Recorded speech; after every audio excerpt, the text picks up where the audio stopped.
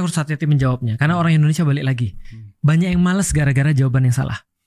Karena itulah ketika dikatakan itu sudah memang takdirnya Allah, sudah dikodarkan segitu bagi kamu. Akhirnya dia merasa tidak perlu lagi mengeluarkan yang lebih banyak lagi.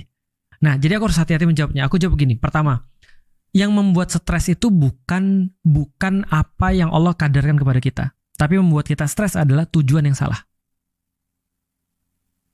Tujuan, contoh kayak gini deh.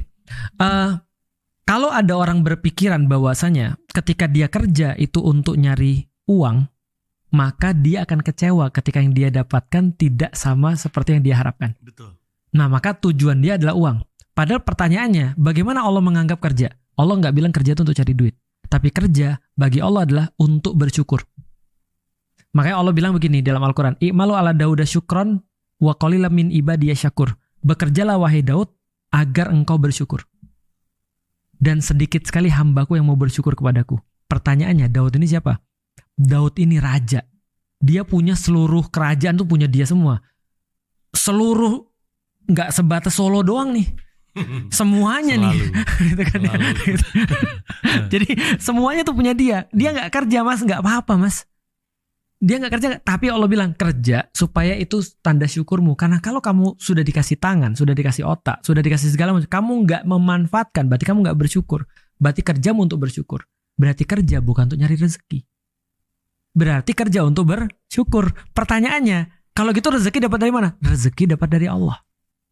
Dan tidak ada hubungannya dengan kerja.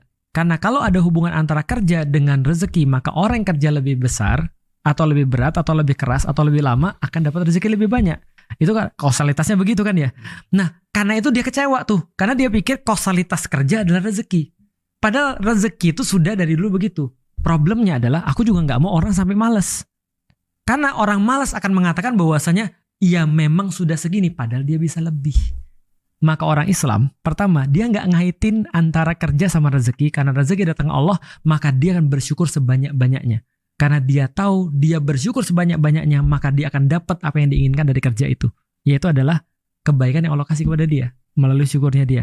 Sementara rezeki dia sudah tahu Allah tidak akan mungkin matiin dia kecuali rezekinya udah selesai. Jadi gak ada hubungannya. Jadi jangan disambungin. Kalau disambungin orang, cuma segini dapatnya, sedih. Atau cuma segini, ya udah terima aja. Itu juga gak benar juga.